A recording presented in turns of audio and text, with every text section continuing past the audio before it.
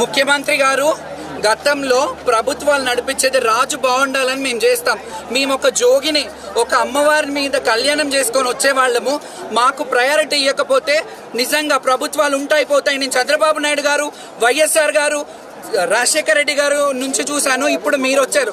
వస్తున్నాయి పోతుంటాయి కానీ మేము మాత్రం శాశ్వతం. అంటే మా ఊపిరి ఉన్నంత వరకు మేము శాశ్వతం అనట్లేదు, కానీ మా ఊపిరి ఉన్నంత వరకు ఈ సేవ, ఈ అమ్మవారిని ఇలా అలంకరించుకొని ఈ రోజుకి 32 ఏళ్ళు నేను అమ్మవారిని కళ్యాణం చేసుకుని కళ్యాణం అయిపోయింది. నేను ఇక్కడికి వచ్చా. ఏంటండి మీరు చేస్తున్నది? అదే నేను అంటున్నా. 45 మినిట్స్ నుంచి నన్ను తిప్పుతూ ఉన్నారు పోలీసు వాళ్ళు. నిజంగా గవర్నమెంట్ ఫ్లాప్ అయిందని చెప్పాలి, ఫ్లాప్ అయిందనే చెప్పాలి. నేను మంత్రి గారికి, కొండ సురేఖ గారికి మెమరాండం ఇచ్చాను. మీరు కమిటీ వేయండి, శివశక్తుల కమిటీ అన్నీ వేయండి అని అంటే మిమ్మల్ని కమిటీలో తీసుకుని ఏమంటారో ఏమో అని అంటారు. మంత్రి గారు వచ్చి ఒక కమిటీ వేయమని అడిగినప్పుడు వీలైతే వేయాలి, లేకపోతే అట్లీస్ట్ మా నీడ్స్ ఏంటో చూడాలి.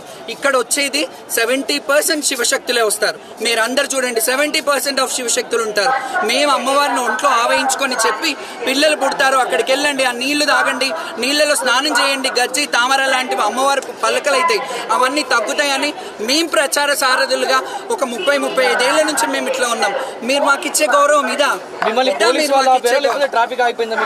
పోలీస్ వాళ్ళే, ట్రాఫిక్ లేనే లేదు, వీడియోస్ కూడా ఉన్నాయి.